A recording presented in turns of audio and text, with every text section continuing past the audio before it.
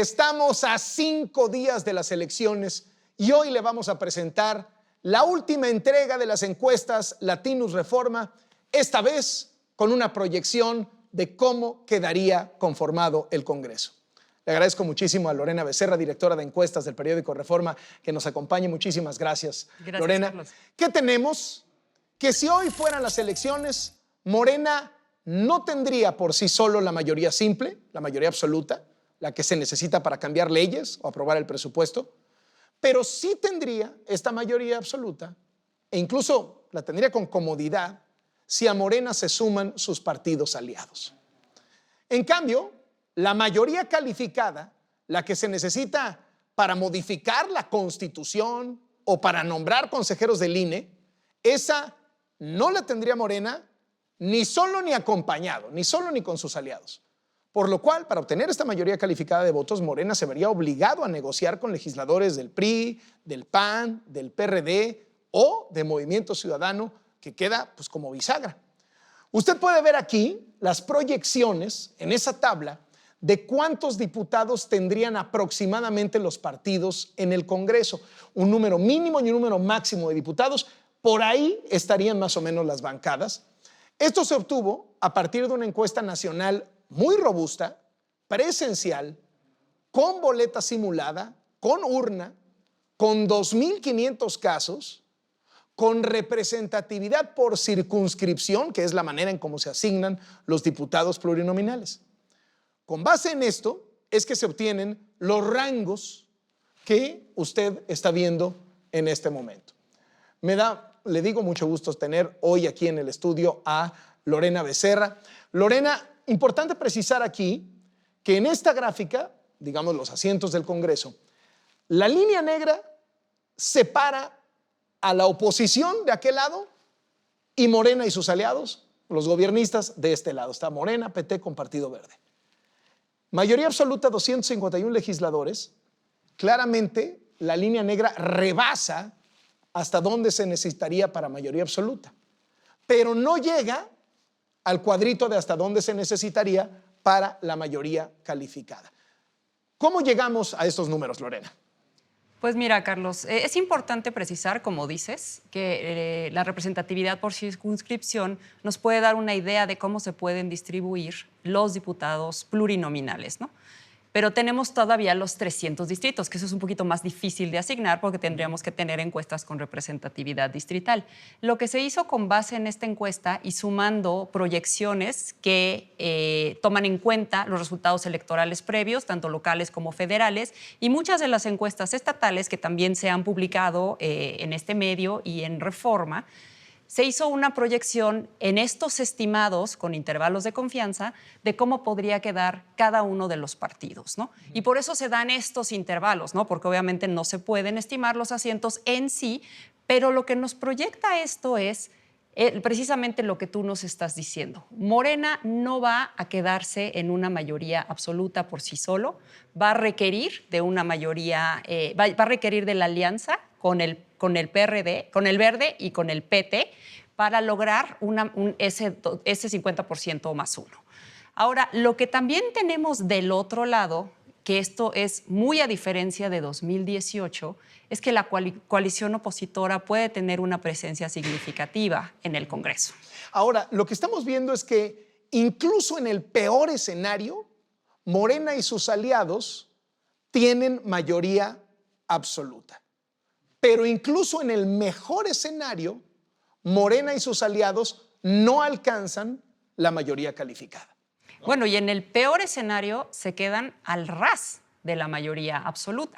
O sea, sí se puede complicar y por eso comentaba el tema de los distritos.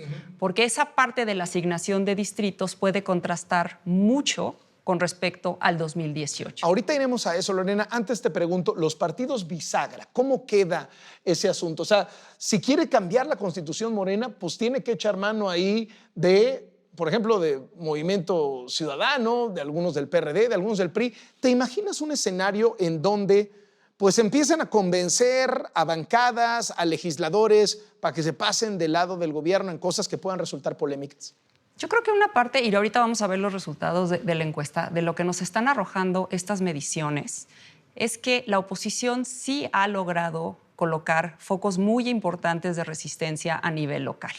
Y eso la fortalece de cara al 2024. Y como ya anunciaron esta alianza permanente de manera, ¿no?, legislativa, de manera permanente, más bien a lo que nos vamos es a un escenario de confrontación política extrema en los próximos 3 años. O sea, te los imaginas claramente y divididos. Yo me imagino un escenario muy dividido. Vamos a ver ahora cómo salen los porcentajes de votación para cada partido. Ya no número de diputados, sino porcentajes de votación. Según la encuesta Latino Reforma, el 43% de los electores votaría por Morena, 20% por el PRI y el PAN quedaría en tercer lugar con un 18%. Movimiento Ciudadano tendría 7% y el resto, mire, Verde 3%, Independientes 3, PRD 2, PT 2. O sea, el resto quedaría muy abajo, incluso en riesgo de perder el registro como partidos políticos. PRD, Verde, PT, los nuevos partidos estarían en riesgo de no sobrevivir la elección. No hay que olvidar que un partido puede perder el registro y aún así tener una buena bancada en el Congreso. Por ejemplo, en el Congreso actual sucede con el PES. El PES no tiene registro porque no alcanzó el 3% de la votación nacional. De hecho, se reconformó y está ahorita intentando ser partido de nueva cuenta. No tiene registro el PES, pero sí tiene 20 diputados. Aquí es importante señalar que el margen de error de esta encuesta es de más o menos 2.8%. Pero vamos a las coaliciones de los partidos grandes y a la novedad de esta elección, que es la alianza PAN-PRI-PRD. Lo que tenemos es que Morena y sus aliados suman 48%, mientras que PAN, PRI y PRD suman 40%. Lorena, este 48-40 es clave. Sí, esto hace una gran diferencia con respecto al 2018. En 2018 vimos un triunfo abrumador de Morena y sus aliados. Se llevaron 218 de los 300 distritos a nivel nacional y 43.5% de la votación. Pero con respecto a la alianza del PAN y con respecto al PRI, fue avasallador, ¿no? Entonces, por eso vimos un Morena tan dominante, porque recibió asientos por la vía distrital, la vía de mayoría, y por la vía de representación proporcional. Ahora, este 48% nos presenta un escenario en donde hay polarización, en donde efectivamente podría haber una oposición. ¿Qué nos dice? Es decir, está mucho menos cómoda la ventaja de Morena en el Congreso. Va a estar Uno, mucho más limita estrecha. la ventaja de Morena. 2, sí presenta una coalición opositora. 3, yo creo que hace que esta coalición se replique en el futuro por las siguientes elecciones de gobernador de Estado de México, posiblemente en el 2024. También nos dice que el PRI, que parecía un cadáver, ¿no?, está vivo. Nos dice que el PAN tiene que cuidarse porque el PAN está muy difuminado, pero también nos resalta las diferencias a nivel local. Ahorita ya estamos viendo 2 polos, ¿no? 48-40. Antes veíamos un partido fuerte y los chiquitos. Ahora veamos cómo salió evaluado el presidente López Obrador. De acuerdo a la encuesta Latinus Reforma, tiene una aprobación del 56%. Es una buena popularidad, pero no está ni cerca de su mejor momento, que era pues, como de 80%. Ha bajado bastante y de hecho está pues, muy por arriba de Morena. O sea, Morena parece que le está quedando chico al presidente. Y lo que llama la atención es que mientras el presidente está aprobado, vea cómo está su gobierno. Su gobierno está reprobado. O sea, tenemos un presidente aprobado con un gobierno reprobado.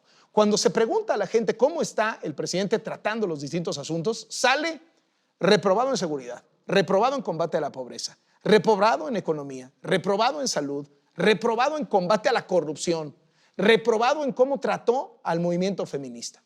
Y solo sale bien en educación y en programas sociales, aunque pues, la verdad es que son notas bajas también. Merecen mención especial 2 problemas que la propia ciudadanía evalúa como muy importantes: la crisis por el coronavirus y el combate al crimen organizado. El 56% de los encuestados dijo que aprueba la gestión de la pandemia que ha hecho el presidente López Obrador. Un 40% no estuvo de acuerdo. Sale bien en el manejo de la pandemia, pero en el tema de inseguridad, en la estrategia del gobierno federal contra el narco, el 61% de los ciudadanos piensa que no está dando resultados la estrategia del gobierno contra el narco. Y solo el 31%, o sea, la mitad, dice que sí funciona. Lorena, ¿cómo entender un presidente aprobado y su gobierno reprobado? Bueno, hay 2 cosas. Para empezar, en tema de combate al crimen organizado, en general hemos visto que desde Calderón han tenido números bajos. En segundo lugar, la pandemia ha ayudado a difuminar un poco, digamos que este cobro de factura por el mal desempeño del presidente. Y en tercer lugar, hicimos una pregunta respecto a los gobiernos anteriores, así regresarían a los gobiernos anteriores. Ajá, eso es importante, vamos a ver. Les preguntamos, ¿con cuál de las siguientes frases está usted más de acuerdo? Las cosas no están tan mal como para regresar a los gobiernos del PRI y el PAN. Y el 47%, que es un número alto, nos dice, todavía no. O sea, sí pueden estar mal, pero no me regresaría. Y el 38% nos dice, sí estábamos mejor antes que López Obrador. Es importante destacar que este 38% se está viendo consistentemente en esta encuesta que se está publicando, lo hemos visto en algunos estados, que es una resistencia cada vez más fuerte en contra del gobierno del presidente y de su partido. Vamos ahora a ver las regiones del país. Digamos que frente a Morena hay distintos Méxicos. Los podemos analizar por circunscripciones electorales, que son los grupos de estados. Mientras más fuerte sea el color en el mapa, más morenista es la región del país. Fíjese cómo en el norte y en el Bajío, Morena tiene pues, los números más bajos. 32% de la votación proyectada en la segunda circunscripción, donde están Aguascalientes, Coahuila, Guanajuato, Nuevo León, Querétaro, San Luis Potosí, Tamaulipas y Zacatecas. Ahí es lo peor para Morena. Casi igual de mal, 38% en la primera circunscripción. ¿Cuáles están ahí? Baja California Sur, Chihuahua, Durango, Jalisco, Nayarit, Sinaloa y Sonora. Pero la cosa mejora en el centro y en el sur, considerados bastiones del obradorato. Morena tiene 46% de la votación proyectada en Campeche, Chiapas, Oaxaca, Quintana Roo, Tabasco, Veracruz y Yucatán, que es, digamos, el final del mapa, la tercera circunscripción, y tiene 48% en Colima, Hidalgo, Estado de México y Michoacán, que es la quinta circunscripción, y donde mejor le va, con el 50% de las preferencias, es Ciudad de México, Guerrero, Morelos, Puebla y Tlaxcala, que es la circunscripción número 4. ¿Por qué esto es relevante, Lorena? ¿Por qué la distribución geográfica del obradorismo es relevante? Es muy importante, Carlos, porque lo que vimos, y otra vez me remito a 2018, es que este mapa prácticamente se pintó casi todo de rojo. Y de hecho lo podemos ver en los triunfos distritales de Morena. A Morena le fue muy bien en 26 de los 32 estados. Se llevó la mayoría o casi todos los distritos ahí. Y ahorita lo que estamos viendo es que Morena se está regresando a sus fortalezas, que son precisamente el sur, el sureste, que es la circunscripción 3 y 4, y en el resto se está encontrando esa competencia. Y uno es por la formación de la alianza y otro es por la dinámica de las competencias locales, en donde sí estamos viendo que existen resistencias a nivel local. Está hasta partido físicamente el país, ¿no? O sea, geográficamente claramente parte el país a la mitad y de un lado es mucho menos morenista y del otro lado mucho más morenista. Claro, también encontramos puntos de Morena, ¿no? Sí, Obviamente sí, están distribuidos, claro. pero hay otro tema. También tiene mucho que ver con la distribución de los programas sociales, que es una de las mejores evaluaciones que recibe el presidente en su gestión. El hecho de que se haya polarizado más el morenismo, que tengas mucho más Morena en el sur, centro, sureste y mucho menos en el norte, deriva también en un menor número de diputados en la Cámara.